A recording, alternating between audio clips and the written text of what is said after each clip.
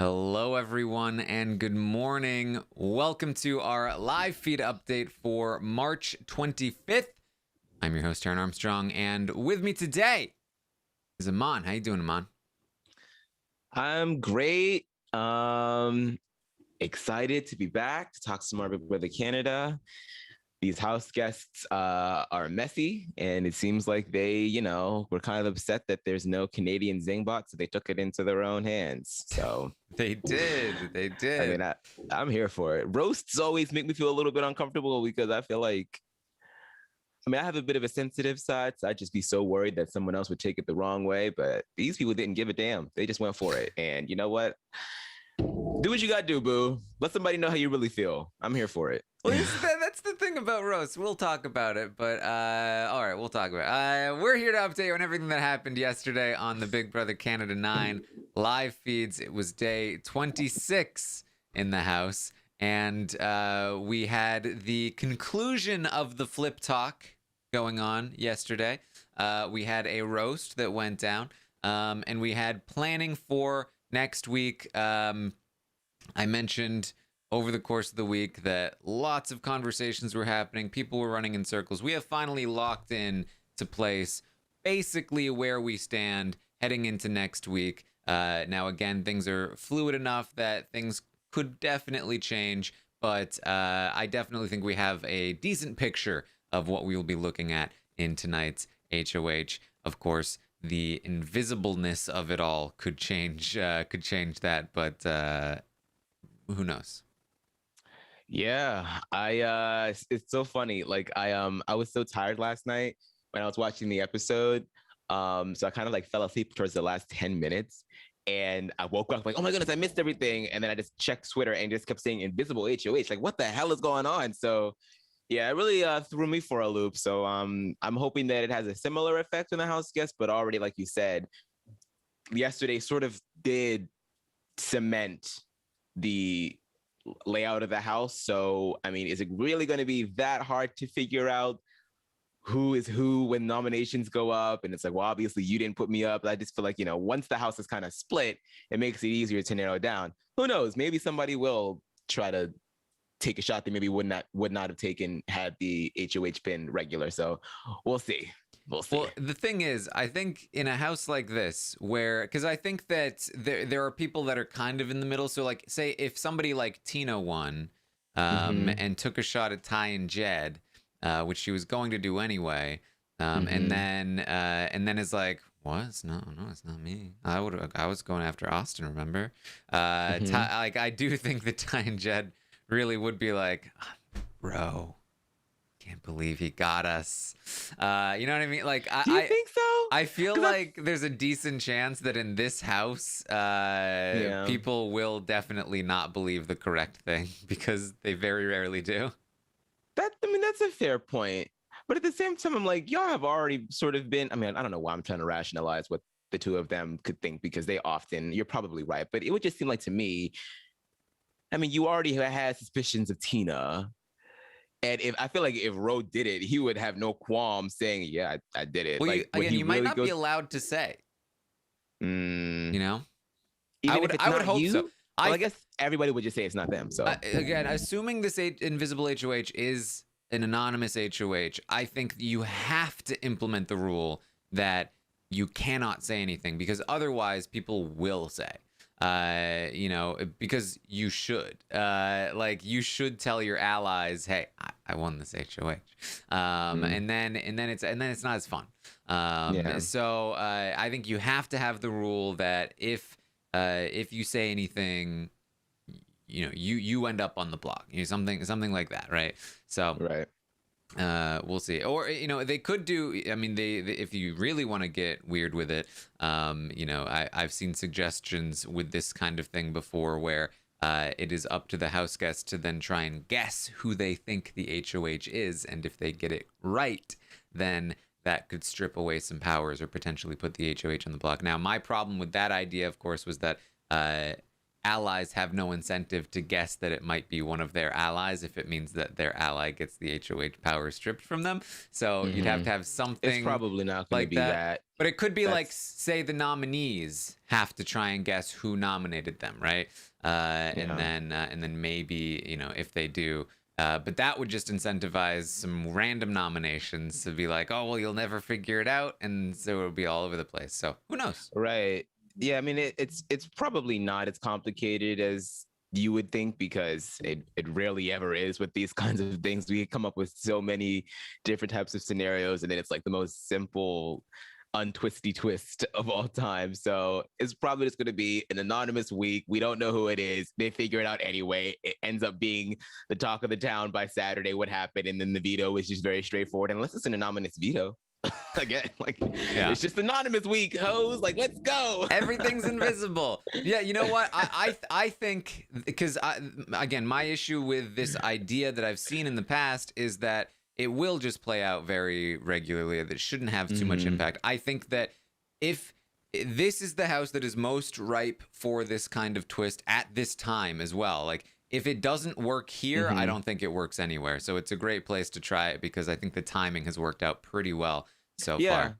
I'm definitely excited. I mean, we were all sort of, we're not complaining, but sort of lamenting the fact that this week it sort of slowed down in momentum because of the sort of straightforwardness of it all. And I think that having something like this with this particular cast, I think you were right before, like, it does have the potential to just sow a lot of discord, because these people are all B to C level players. So anonymous HOH might just be the thing to just inject some more life into this week. So I'm excited for it. Once again, this season has just been some pretty good stuff. So I'm looking forward to tonight. Yeah, it may turn the week into another endless circle talk of wait, who do you think it is? Oh, it's this person. No, and it's this person. And we're all like really excited by it in the first couple of days, and then come Saturday, we're like, we know who it is. Just shut up about it. It doesn't matter.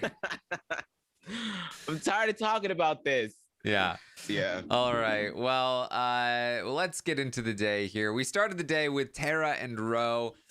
So the day before, is yesterday. You know what? I'm done. I'm done doing that. Today. I'm talking about today, which is yesterday, which is day 26, which is March 24th. But today, right now, is March 25th. But today, when I say today, I am now referring to March 24th, which is day 26. And so yesterday is the day before that, day 25, March 23rd. All right? You got that? Everything clear? I hope that was very clear. It sounded very clear to me. So yesterday... BB updates would be so proud. That's regular Big Brother daily tweet. Love it. Yes. Yesterday, when I talked to you about what happened yesterday, I told you that Tara and Tina had been told that that Austin and Brayden were gunning for them, would put them up, right? So Tara and Tina pushed very hard for Kyle to stay in the game and for Austin to leave, because they kind of believed that it might be true. However, over the course of the day, they ran into some walls, and it seemed like that was not going to happen. So in the morning today that we're talking about, Tara talked to Ro, and she asked him, like, what's up with Austin and Brayden? Would they come for us? And Ro says, absolutely not. Austin and Brayden would not put you up at all. I do believe that they were put in a situation at one point where they might have said to Ty and Jed, just to throw them off, yeah, we'd go after Tina and Tara, but I can guarantee you it is not true. You have to remember, Ty and Jed are smooth talkers, and they cannot be trusted, and they are just trying to split you up. And Tara says, okay, well, I just wish that they had let us know that they had said our names, so that it wasn't so easy for them to tell us that they might have said our names. And we need to open the lines of communication some more.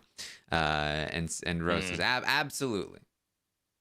I mean, did they have to let you know? I mean, it's not like they were talking to you guys before. Like, I don't know if I would have like really let Ro dissuade me into thinking that there's a possibility that Austin and Brayden could put me up, because quite frankly, I still think that it could be a possibility. Maybe they don't want to go for Ty and Jed at the same time. Maybe they want to put Jed up and put one of you guys up just in case something happens. Or if Jed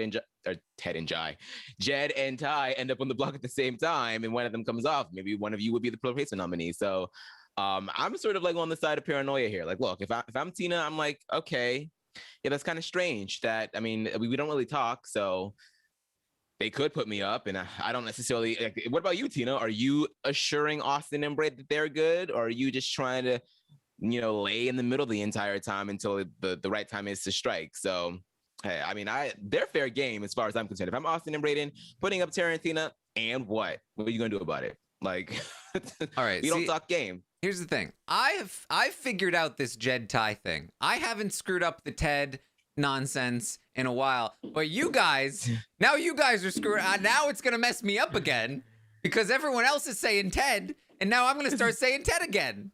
It's because Ted is a name. Ted is a name. It's maybe I should just say Ted and just refer to the both of them, and it'll be a bromance name, and we could just get it over with, because it's gonna happen again. I do disagree though. Tina and Tara have talked enough with Austin and Brayden. They really shouldn't have believed the lie in the first place. I think the only reason they believed it is because it came from Kiefer and they trusted Kiefer's source of information. But toward the end of the day, they're going to kind of come to the probably correct conclusion that this is not really the correct information. Ro does, and I really liked this from Ro.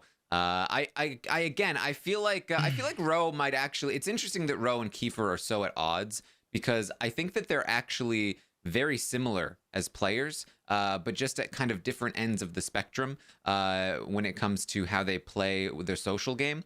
I've talked about how I think Kiefer is probably one of the better strategic minds in the house. I think Ro is probably also up there in terms of his strategic ability, the way of looking at the game. He often says things that are correct, but he also says things that are wrong. But it's really his social execution that leaves a lot to be desired, and it's the same thing with Kiefer. In Kiefer's case, it's that people don't respect him as much. He tends to be a little bit emotional. He talks about how he's too soft for the game, and he got really mopey last week. With Rohan, it's almost the opposite. It's that he is a little too cold and a little too businesslike, and it's harder for him to connect to people emotionally. But they both can have good reads and good ideas of what they should be doing in the game, but the social ability is preventing them from having all of the tools necessary to enact those things correctly, right? So Ro says that it may be frustrating. And this is part of what I mean, because Ro says that it's frustrating that people like Austin and Brayden are in a better spot than Tina and Tara, but it's actually the reverse. He just doesn't see it because he doesn't have that social read, right? But he says it's frustrating when you have people like that who are in a better spot than us. Yes, because they're going to be safe and we're going to be in trouble. But it's still actually a better thing for us overall if the other side thinks that they have those extra numbers, because they might go easy in an HOH competition. They might take their hands off the wheel for a second. They might start looking at each other, and they may just be like, we don't need to win this HOH, which is very true. And later in the day, Ty and Jed will talk about potentially throwing the HOH to somebody like Tina, which is a very bad idea, but it's because they think that they have Tina and Tara on board that happens. So I thought this was some great insight from Ro in a spot where there's not a lot that you can do as a two-sided game, and there's usually a lot of animosity toward the people that play the middle. I think that Ro's appreciation for the people that play the middle is a very good stance to take. Yeah, I mean, this is the stuff that I've been waiting for him to sort of give us. I mean, he said, I feel like I'm always talking about his pregame interview, but oh my goodness, there's a gnat in here. Leave me alone. He said in his pregame interview that he wanted to sort of play like this sort of like devious game. And because of the fact that he's been so in hot water for so long, he really hasn't had a lot of time to like really set his feet down, like really sink his teeth into the strategy. But it's stuff like this where it's like, okay, so you understand some of the ins and out of this game and what sort of like incentives people you can expect from people given their social position in the house. So yeah, I like this too. I think that it's definitely, when it comes to Ty and Jed, it's definitely an accurate thing. And I think that you could probably expect a lot of his behavior from Ty and Jed in the future. So I'm wondering if he'll be able to use it to his advantage, and if people are not going to get too spooked. I think it really kind of does depend on like what they tell them before this HOH. Like, is it going to be a thing where the HOH gets won and then they'll find out it's anonymous, or are they going to let them know beforehand, this is an anonymous HOH? It might behoove all of you to gun for it. Because towards the end of the day, a lot of people were saying, you know what, I'm just going to gun for it. So yeah, we'll see what happens. Yeah. So Rose says he doesn't think the other side has any intention of flipping this vote. And she says, I just don't want Austin and Brayden to be playing them. He says, they're not. Do not worry. Rose going to leave. Kyle's going to come in. She says, she really quickly just asks Kyle as well, like, can I really trust Austin and Brayden, like 100% non-wavering? He says, absolutely. Which I would feel so like, I know that there really isn't much that can be done right now at this point, but I just, every week, I always just feel so bad for the player that's out the door and someone is asking them for advice for the rest of their game. I'm like, look, I would be like, don't talk to me. Like, don't ask me anything. I would just be so sour, but good for you, Kyle. Yeah. So Tara goes and talks to Austin and Brayden and says, look, as far as I know, Austin, you're still good, but there was some rumbling yesterday. She says, I think the purpose of the rumbling was to pin us against each other. And to pin it all on me, like always. And you know what? You know what, too? Not me and Tina. No, just me. It's always me. Tina's always left out of it. Why is that? I wonder why that is. Because Tina's a sunsetter. But she thinks it's just because Tina's more likable than her. I think two things can be true at once, Taran. So she says, look, I think it's a fake rumble. I think we're okay. So I don't think you need to worry. But I do think we need to open up our communication some more, because it's easy to believe there are lies sometimes. I was told that you were coming for me, but I think it's a lie. Tina ends up joining, and they continue to clear up, like, oh, we were told that we were coming for each other, but it's all lies. We're coming together. We all need to gun for the HOH, and we'll just continue to let the other side believe that we believe their lies. Yeah, it's so interesting to me that Austin really just, she's really in a pickle this week, but through like little action of her own, she is still able to sort of like get information from everybody else. And there's a whole rumbling that you're being told about, and she is as cool and calm and very like, all right, well, let's clear this up. And I'm like, girl, there's a chance that you almost went home. There is a chance. It might not have been that big of a chance, but there's a chance. And she's just not giving me enough of I need to be here energy yet. It's kind of making me upset, but you know what? It's working for her, so whatever. Ride that thing to the wheels fall off, girl. Tina and Brayden are going to talk a little bit more specifically, saying that it was Ty and Jed that were telling both of them the reverse, that they were going after each other, and they both agree that they would nominate Ty and Jed if they won HOH, and they will be gunning for the HOH. Vic is then going to briefly talk to Kyle and let him know, dude, you need to campaign. You've got to do it. Like, I'm trying to get you to stay, but you need to talk to people. And she tells him, you should go to Ty, Jed, and Beth and tell them that you are only going after Kiefer. You're not going after them. You're going after Kiefer. And then they might keep you. I do believe she is not intentionally sabotaging Kyle, because she is going to fight to keep Kyle with Ty, Jed, Beth, and Kiefer later in the day. So I think this was genuine advice, but very bad advice. Yeah, look. We were on the podcast a couple of days ago, and You know, I was a champion for Victoria. You know, and in a lot of ways, I still am. Mhm. On this particular day, however, yeah, no, no, This- no. I thought she's dumb or extremely smart. It sounds like something that she would do if she were in a situation, and that just I mean, maybe it might work for you in your own strange cookie kind of way, Victoria. Maybe this plan would have worked for you. For Kyle, I think it's a bit of a different story. It's a bit of a different dynamic between the four of them. Mhm. And I just don't really see how she felt like that was going, especially when Kiefer just did not put them on the block. So why would they? Kiefer's with them, Mhm. obviously. You're on the block. So why do you think that they would be gung ho about you going after Kiefer? And why do you think they would believe? I mean, Ty and Jed might believe it, to be honest, but still, it really doesn't incentivize them for them to go away. So whatever, Yeah. whatever, Vic. He also let him know that Tina and Tara are fighting for you. So just so you know, he's like, good to know. So Kyle's gonna talk to Ro, and he lets him know what Vic said. And this is where, like, again, like Ro occasionally has moments where I think he's got the strategic head on correctly, and then occasionally has moments where he doesn't disagree with this plan. To tell Ty and Jed that Kyle's going after Kiefer, but Ro also fills him in that he says, look, I feel like I'm basically the glue holding Tina, Tara, and Austin and Brayden together, because they're both telling me that they don't trust each other because they're being told that they're going after each other, and I'm holding them all together at this point. I think that the guys are trying to set up like a 4-4 tie to get Austin and Brayden pissed at me, Tara, Tina, and Vic, so that they can split us up. And Kyle's like, I don't think they're that smart.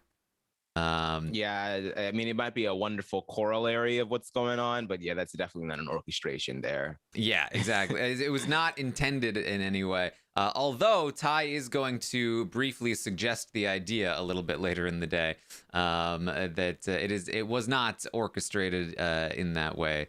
They talk about, so many of the house guests were told to like chill, rest up, because they're anticipating that there might be some running involved in the HOH competition.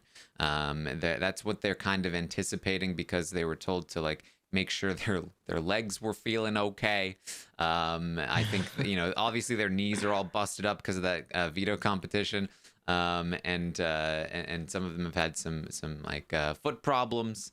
But so they're anticipating some running in the HOH competition. That's something to note. And really, the main point here that Kyle thinks, if it is genuine, if it's not a setup, that they're contemplating this flip, it's probably because Austin has outperformed him in almost every competition that they've played in. And that's a pretty decent argument for him to stay. So that's going to be part of his pitch as well. I mean, yeah, definitely use what you can. I also feel like I feel like we really haven't seen a ton of like endurance type competitions yet. So I feel like there's a little bit of hole in that logic. Like, yeah, Austin did pretty well at the crossword. She did pretty well with the what's that other competition she did well. So she's doing well, but like we still haven't seen outright pure raw physical competitions yet. And those are the comps that I feel like, Jed and Ty are pretty much just sleeping dragons for.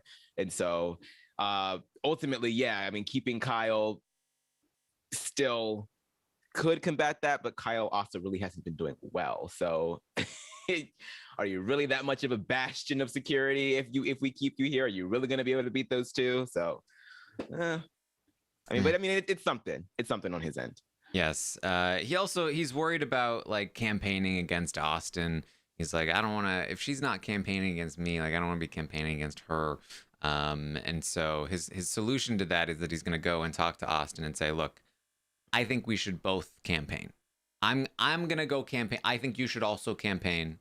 And so like, you mean play the game? Like even. Play Big Brother? Yes. And this is one of those situations where it's like this is him, I think, trying to be nice, trying to be like I'm not campaigning. It's actually, it works out for him though, because him campaigning and Austin campaigning are vastly different in terms of their impact. as we'll talk about. But in the meantime, Tina, Tara, and Kiefer got together, and they let him know, Tara very reluctantly, that, you know what, we slept on it, we thought about it. If you want us to vote out Kyle, we're down. Tara keeps saying, I mean, I think it's the wrong choice, but yes, we'll do what you want. And Kiefer's like, okay, great, because I was thinking about it too, and it's like, if Beth and Ty were on the block, and I approached you guys about, like, we got to take out Beth, like, that's what this is like, right? And Tara's like, well, no, because I do still think that the right move is to keep Kyle for us three, but, you know, again, I'm willing to do what you want me to do.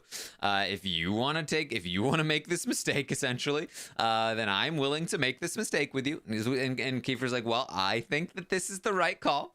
And like, even this, like, we're doing what you want conversation, Tara can't even manage it without pissing Kiefer off. Yeah, and Kiefer's kind of got like a bit of a short fuse. He's not really, I mean, he doesn't blow up or anything, but you can tell that his tone will shift just like that. And I just feel like this is not you're not Derek, Tara. Like, you're not going to do the whole, hey, this is a good idea. All right, I'll talk to you later. So yeah, we're doing this. Like, no, you lack the social grace and the finesse to make that happen. So I just back off. I mean, obviously, yes. And Kiefer's also not dumb. So he knows that you trying to keep Kyle, there's something in it for you, but not for him, especially since he put him on the block. And then Kiefer tried to compare it to Jed and Beth being on the block, and them trying to, like, it just, no, just Kiefer, on your end, just say no. I think that this is the best plan for us going forward. And for their end, like, you know, he's not going to give in. So just move forward and try to work together. I don't know, like, this kind of conversation really made me a little afraid. I'm like, I don't know if the pre-90s is gonna last a generation or so. I think that they might they might implode. And I think that Tina would probably be the one that just sort of is like in the middle, like, well, I don't know what to do, because Tara and Kiefer are really out here warring. Like, mom and dad are having some disagreements. So we'll see what happens. I'm excited. Yeah. I'm waiting for a bit of a blow up with Tara, because we've already kind of seen it. We saw her when she was really upset with Jed and she was confiding in Ty, but she didn't really say anything to Jed. So I'm just waiting, because it feels like she's just a little wind-up doll, and she is just ready to, like, if she gets HOH, ooh, baby. See, this is Victoria's mistake, because Victoria has been trying to get into a big blow-up. She tried with Beth. She tried with Kyle. It's not working. She has not picked the right person. Victoria and Tara, head-to-head, would be a match for the ages. Yep. You will get it with her. You will definitely get it with her. I was like, I mean, not to bring it back to LaToya, but I was just still so proud when even LaToya didn't give her that. Because, like, Victoria was like, don't talk to me like that, LaToya. And LaToya's like, okay. But you keep talking over me, right? Like, but she stayed calm, she stayed sane, and Victoria wants it. I mean, she's been trying to get into a little bit of a scuffle, so you're gonna pick the right one today. I'm excited. All right, so Austin is going to, on the advice of Kyle, campaign to Jed. Her campaign is, so I feel good with you, and that means, you know, I'm like a number, and, you know, I want to be here really badly, and, you know, I'm gonna try real hard, and yeah, I mean, that's basically it. Jed asks, well, so are you working with Ro?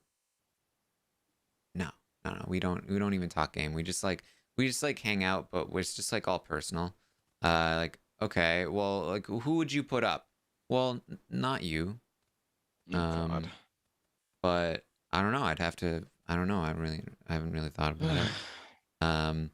It's like, oh, all right, great talk, great campaign, love it. I think this is the part of the game that most people that want to play this game don't really think about.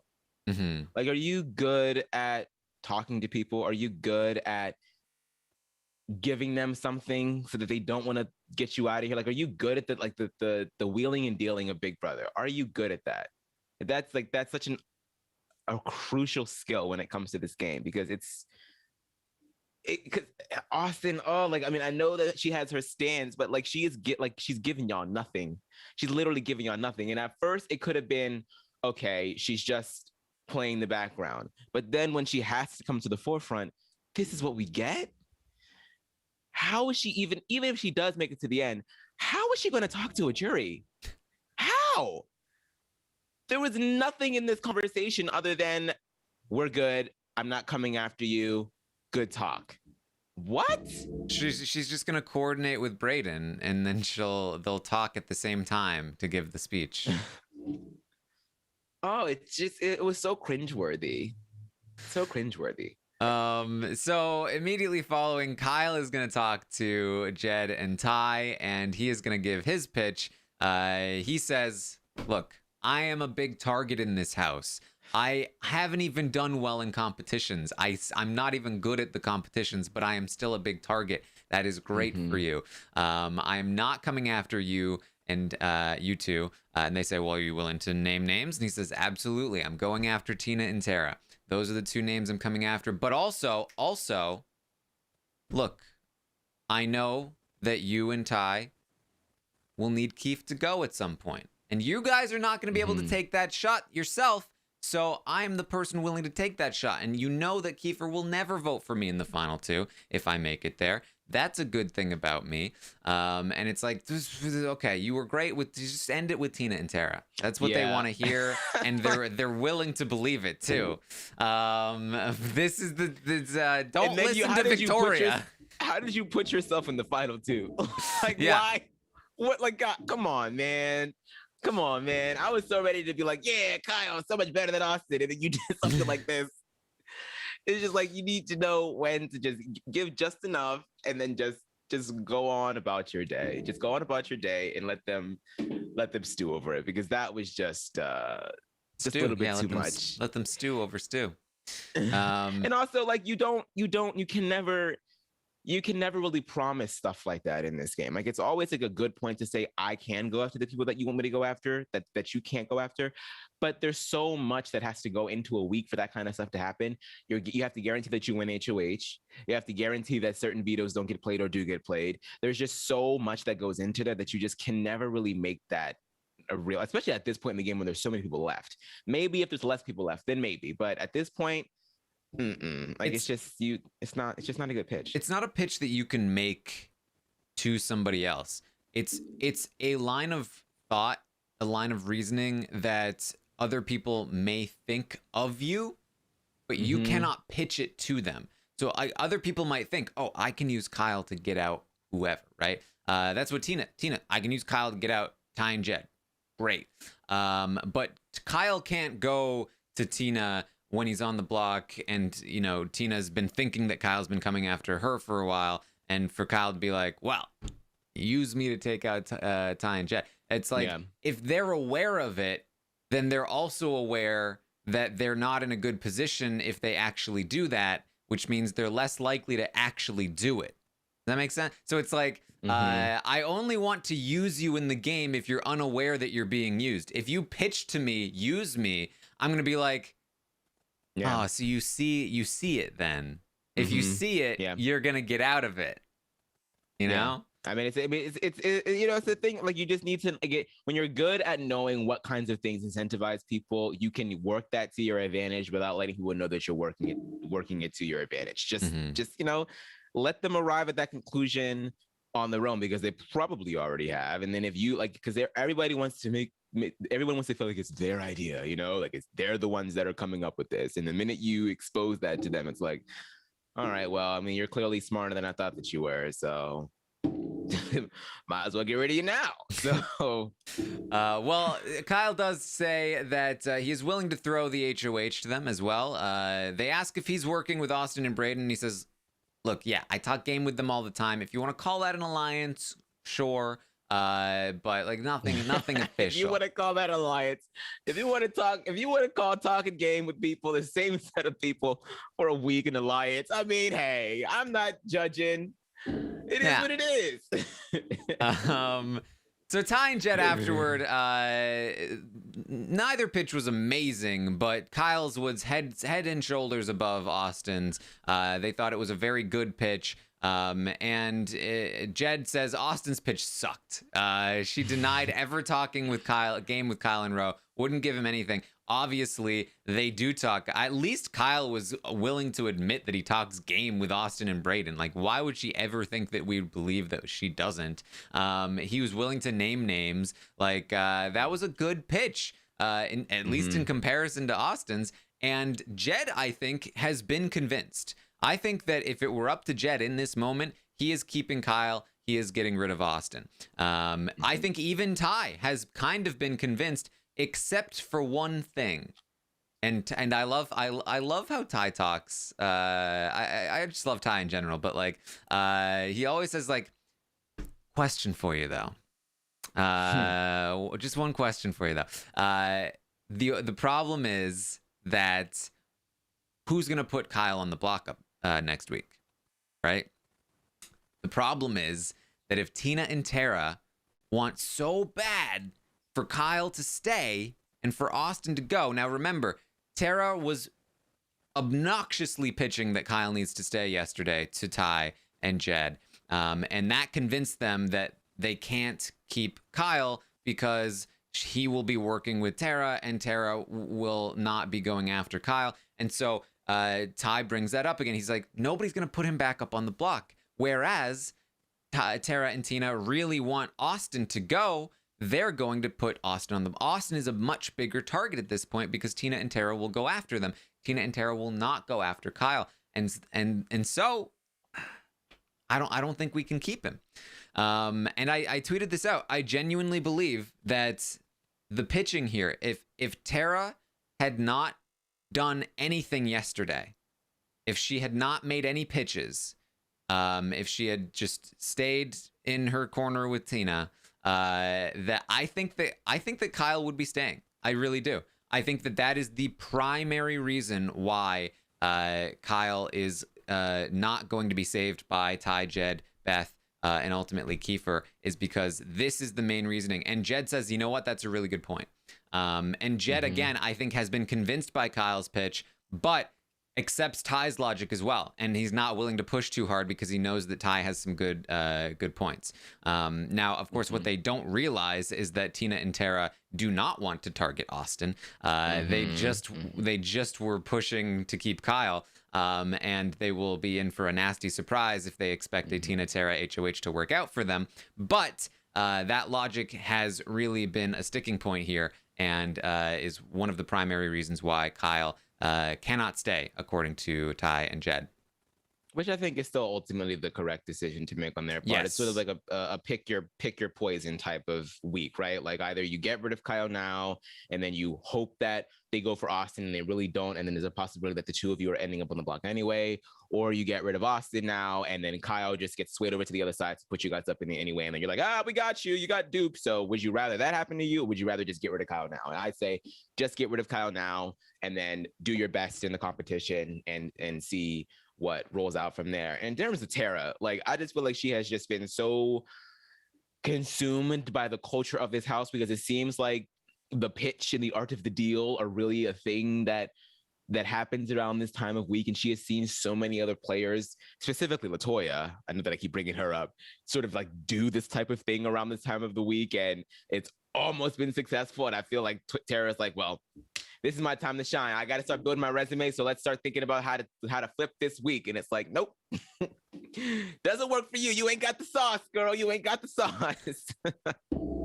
Yeah. All right. Well, Kiefer's going to join the conversation. They talk about the Kyle pitch. Jed says it was a really good pitch. Ty agrees. But Kiefer says, I don't want to keep him, though. Kiefer's very against this. Means I don't care what the pitch was. And they say that Kyle is very sure that he has Tina, Tara, and Vic on board. And Kiefer's like, no. Tina and Tara just told me they're willing to do whatever I want. So we are good either way. And like 5 minutes into this conversation, after they've been talking about how good Kyle's pitch was, Ty finally chimes in with, "Oh yeah," and he also said he was going after you. So yeah, that's a no-go for us. And Jed is like, that's when he lost me too. Actually, after I was just saying it was such a great pitch. Like they were so bad about this. Kiefer didn't say anything, but I don't know. If I were Kiefer in that spot, I'd be very like, wait. Why did you wait till now? That would have been the first thing I would have told an ally that I cared about, that was part of their pitch. And you say it emphatically, too. Like, you bust into the HOH room and you're like, yeah, nah, it's not happening. He said he was going to get rid of you, so yeah. And also, these are the other things that he said. Like, that's you let it be known where you stand. So Vic and Beth are also going to join. They discuss the reasoning some more. This is when Vic pushes pretty hard for Kyle to stay. And she's just doing that thing where she basically is just disagreeing with any logic, no matter what it is. So it's like when Ty says, "We just don't feel like anybody is going to put people are going to have a much harder time putting Kyle up than Austin because Tina and Tara want Kyle to stay, they want Austin to go." And it's just a lot easier. Austin's a bigger target at this point. It's a lot easier for people to put Austin up. And Vic is like, "Oh, but I wouldn't put Austin up." And they're like, "Wait, what? You wouldn't put Austin up?" Well, I mean, it would be hard for me to put Austin up, I guess. But you would put Kyle. Oh yeah, I'd put Kyle and Rowe up easily. But so you're saying you won't put Austin up? Well, who did you put up then? Well, no, I mean, I'd still put Austin up, but I'm just saying it would be hard to put Austin up. Like, okay, so you are still putting Austin up, so we can still vote Kyle out. And so, yeah, of course. So you want Kyle to stay, but you also wouldn't put Austin up on the block. Right, that was what they were like. But you also want Austin to go. But if she were to stay, you wouldn't want her on the block. It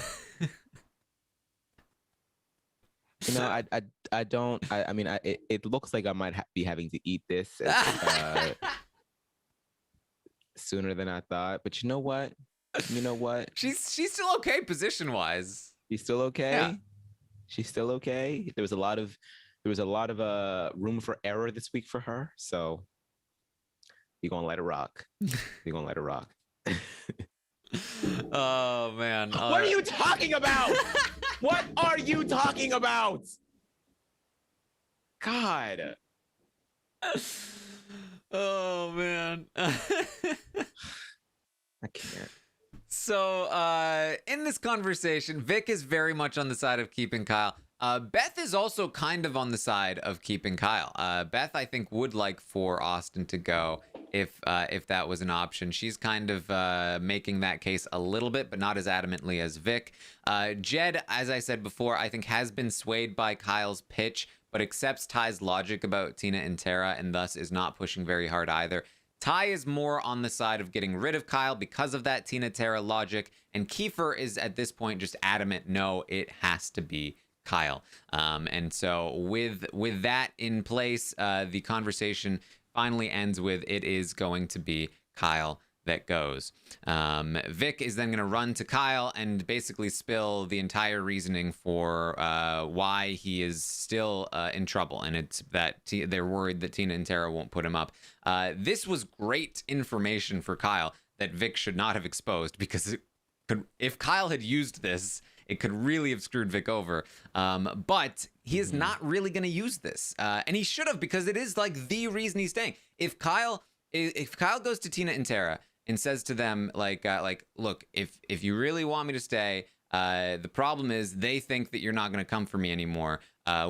Let's figure. You tell them that you're coming for me now if I stay, or that you're coming for whatever you need to do. I'm going to say I'm coming for you guys. We're going to make it seem like we're against each other, and that you've made up with Austin. You think it would have worked, though? I mean, it was definitely worth a shot, hope. But yeah. I just don't know, if they would, Kiefer was already so stalwart a little bit. I think it was at this point, it's too late. But I would have loved to see Kyle, because if Kyle had this information, at least try, if he had this information yesterday or even earlier in the day, he might have been able to make something happen.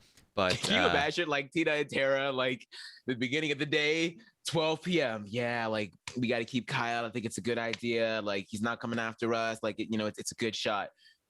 3 hours later, busting back into the room. Oh, well, Kyle got it. Like, you know what? He's got to stay. Like, when he's coming, like, we're gonna come after him and all this stuff. I mean, I think what they could have done was, because what Kyle does is he goes to Tina and Tara and he says, "Look, I said your names to Jed and Ty just as a heads up. Obviously, I'm not coming for you."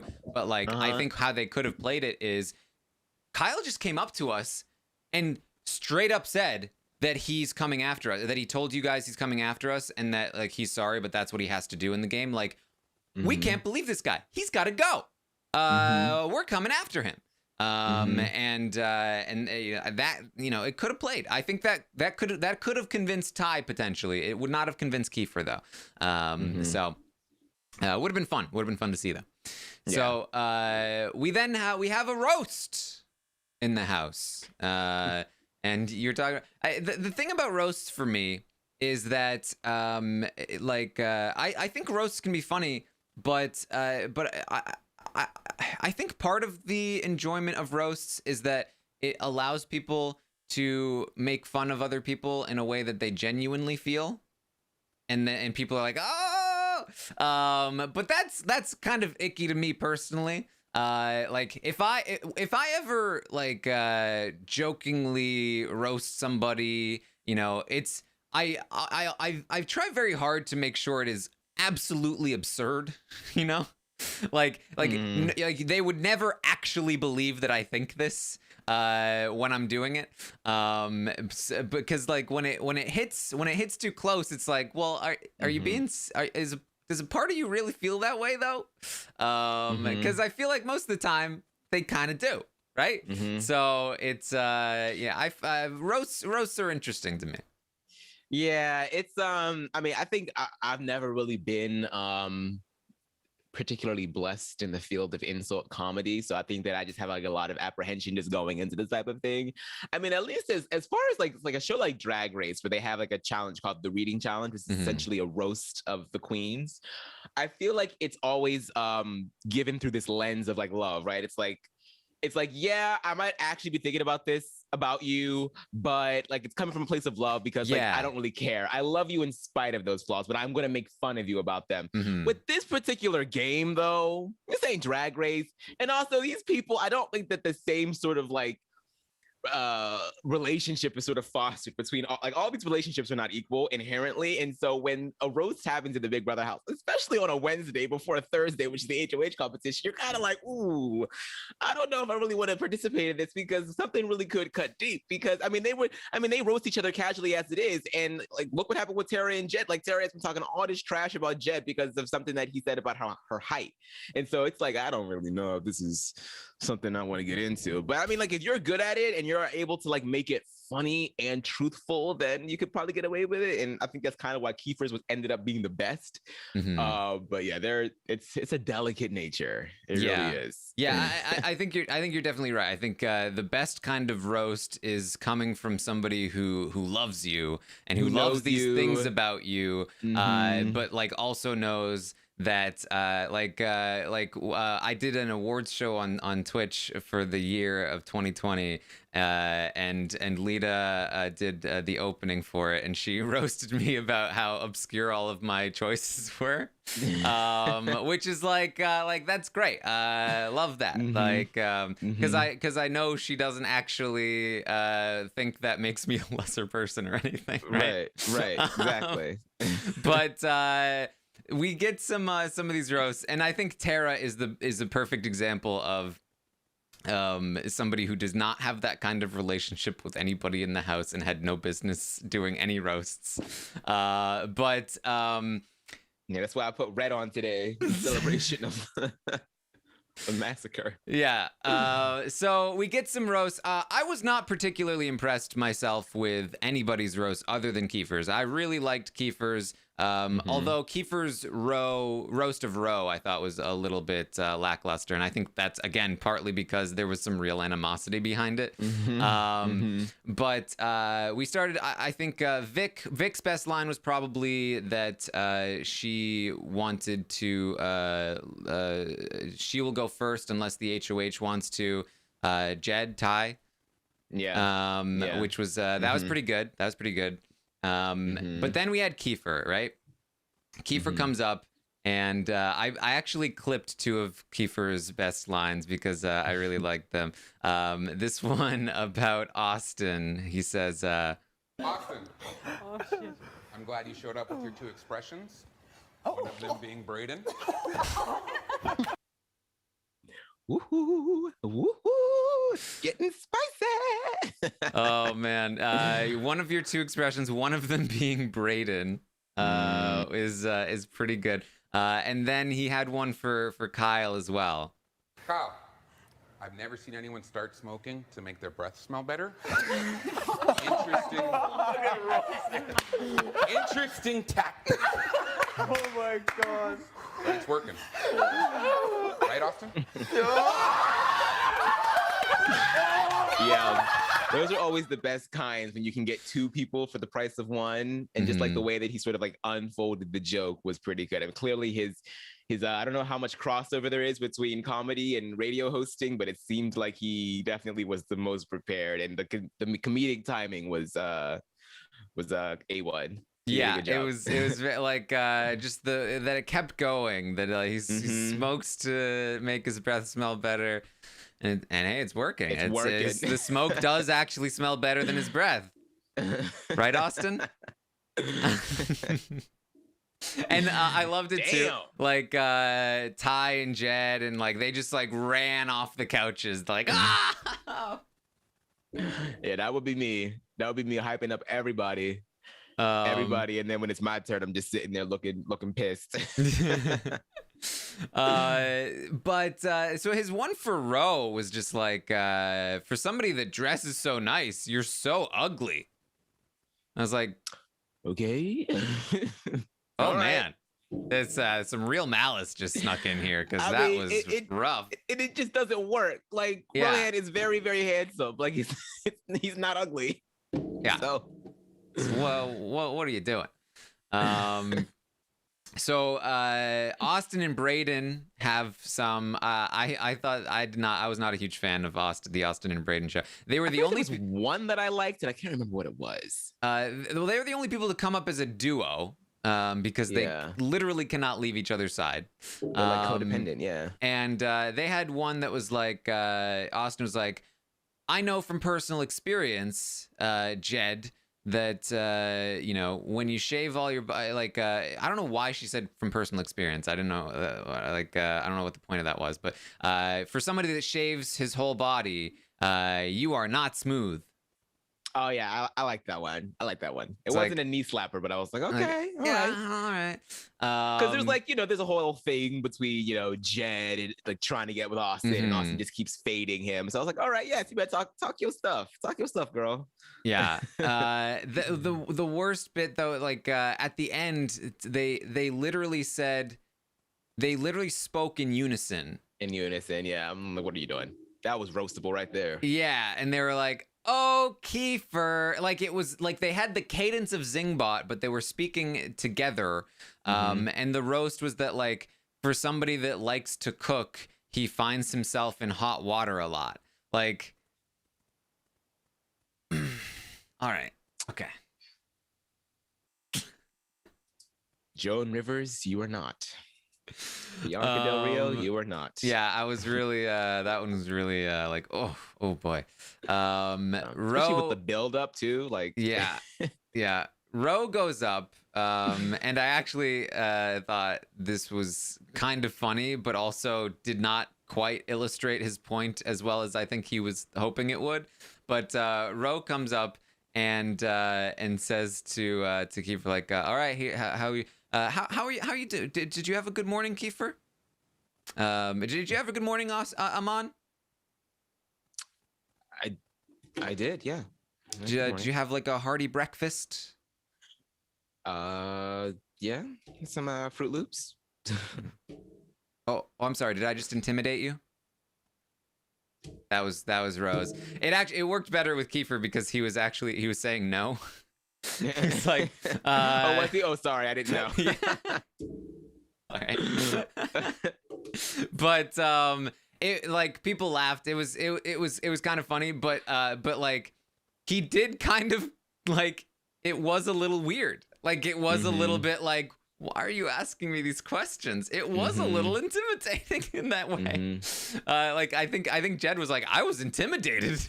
Yeah. That kind of like, if you're gonna like go for that, you really have to make it a little bit more subtle. It's got to be like it's got to be involving other people too. It's got to be like, how's everybody doing tonight? You know, what's up, Taran?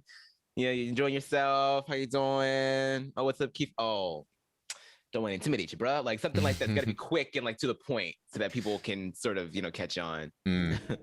And then finally, so they wrap up, and it's like, oh, everyone had so much fun. Wow, that it was short, but it was fun. Oh, that was great. Man, wouldn't it be great if we had more of these? And everyone started to walk away, and Tara's like, well, I could go. Like, oh, you wanna do it? Okay, well, let's everyone come back. Everyone get back into the seats. And already it's like, this is. You're trying to recreate the magic like 5 minutes later. Like the moment has passed. And Tara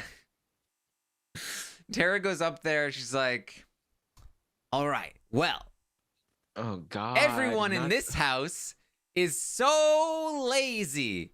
Everyone is just so lazy.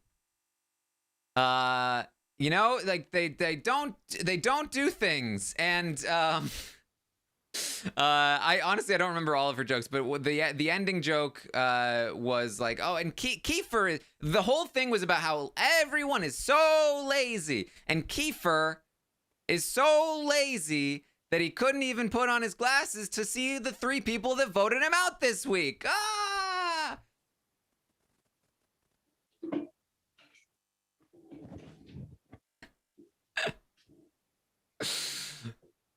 Oh man, we just lost him on.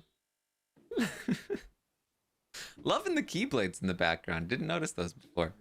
Thank you. Oh yeah, I'm always hiding them. Yeah. Oh man. Oh Tara. Oh man. I want. See, like, look, because I hate to get on Tara so much, but like I want her to enjoy herself and have a good time in this house. But to me, I just always feel like she gets in her own way. I really do. I just think that she has this idea of how she's being perceived in the house, and that sometimes it like makes her a little standoffish, and you're not going to be able to come up with funny jokes if you don't really have good relationships with people. And it's just, the whole thing was just a fail. And the fact that she waited to go last, she's like, me. Like, oh, it's like, if you're gonna do all of that, then you have to come correct. You do. Yeah. She just did. And there were a lot of jokes about the triangle situation. And like after the roast, Tara just kept going like, Beth and Jed, are they really doing that? Really? So that was the roast. There wasn't too much else that went down yesterday. Kyle and Austin both kind of agreed, like, let's just. They said they were gonna tell us their decision. By nighttime. So we'll await that decision. Tara and Tina talked and confirmed to each other they do not believe that Austin and Brayden are coming for them. They think it was a lie. They think that perhaps Kiefer was tricked by Ty, because they got that information from Kiefer. They think that Kiefer must have gotten that information from Ty and Jed, and that Kiefer was tricked by it as well. But they do not believe it. They are with Austin and Brayden. Beth is also going to talk with Tina and Tara a bit individually, just trying to rekindle that relationship a little bit. And she felt good about those conversations, which is part of why she talked with Jed and Ty, and they all agreed that, like, wouldn't it be great if they could throw the HOH to Tina this week? Now, I don't think that's going to come into play, because if it's an anonymous HOH, there's no need to throw it to Tina, but nor could they even reliably throw it to anyone. So I don't think this will matter, but it's just kind of, again, like, guys, come on. Yeah. Stop. Yeah. Yeah. Yeah. So that's basically what we had here. Aman, anything else that you wanted to bring up? I mean, not really. I mean, we did get to see like a little bit of a nice little emotional moment between Kyle and Yes. Austin in the bathroom, and because it seemed like the two of them have been getting a little closer, and she's sad to see him go, and we also Austin was saw, informed that she would be staying. And yeah. we got some goodbyes here with goodbyes. Carb. Yeah, and like Kyle sort of has to like be alone for a little bit to just sort of deal with it. So I mean, I've been seeing a lot about how he's a super fan, and it felt like to me like none of this information sort of like came to the forefront until this week. And so on that end, I feel for him. Like if this is all true and you really are a super fan, and like because Big Brother camping. Yeah, no one wants to see. I didn't know any of that. I didn't know any of that until this week. I didn't. I mean, I feel for the guy. Like that. I mean, it sucks. I mean, it's definitely not the first boot. Fourth boot isn't that bad, but it still sucks. I mean, it's pre-jury, and no Big Brother super fan wants to have that as their experience. So I feel for him. It sucks. Yeah. But you know what? Maybe there is something in the works. Maybe this. I mean, we still do have 14 house guests. Something, and it's 2 less than usual. I feel like there's got to be some twist somewhere where there's like a non-elimination or a fake eviction or something. And now with this anonymous HOH, who knows? Maybe something's in the works. We'll see. I don't think so. Not for Kyle. I love how I'm like, yeah, maybe there might be a chance. Tara's like, no, not for Kyle. No, not it's not gonna happen. Not gonna happen for Kyle. All right. So that's what we have for you. I'm gonna be live later today, in perhaps an hour or so at around 1 p.m. Eastern, to hang out and maybe play some Fall Guys at first while the feeds are still up on Twitch. But when the feeds go down, I should be live on Twitch. Talk about the stock watch, talk about what we're looking at in terms of tonight, the invisible HOH, what we see in terms of where people are going to target. I can tell you that basically what we have is Tina, Tara, Austin, Brayden, Roe, all gunning to win. All would put up Ty and Jed. Some of them would put like Kiefer up as a replacement potentially. Some of them might put up Beth as a replacement. Vic is always kind of an option, depending. Then you have Beth, Ty, Jed, and Vic, I would assume, all competing to potentially put up Austin and Brayden on the other side. I believe that's what Vic has now said she would do. But if she's anonymous, who knows? If she's anonymous, she might strike at Beth. Be so annoying on the feeds, isn't it? Because we're not going to know who it is. Oh, that's right. I didn't think of that. And they're not. It's not like they're going to like talk to the cameras. I mean, they might, but like. We're going to have to try and figure out, unless they talk to the cameras. Yeah, unless they talk to the cameras, we're going to have to figure out just as much. That's actually kind of fun.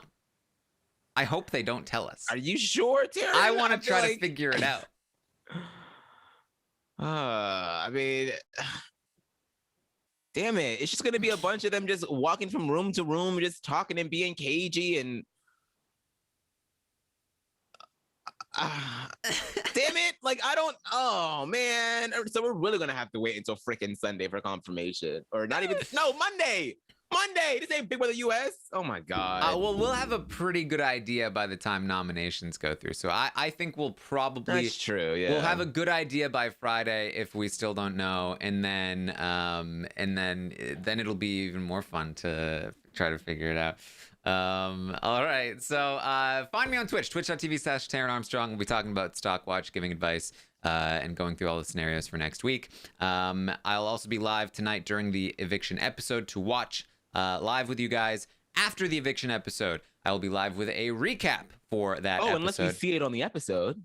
We're not going to see it because if it's anonymous, then it has to be an individual comp, right? So I don't think there's any way they would be able to show the whole. Couldn't it just be a questions comp? I guess it's possible. Oh, but then you said that they were supposed to be running. Yeah, they were. It did seem like it would be physical. I could see like lanes where there's walls in between them and they can't see each other.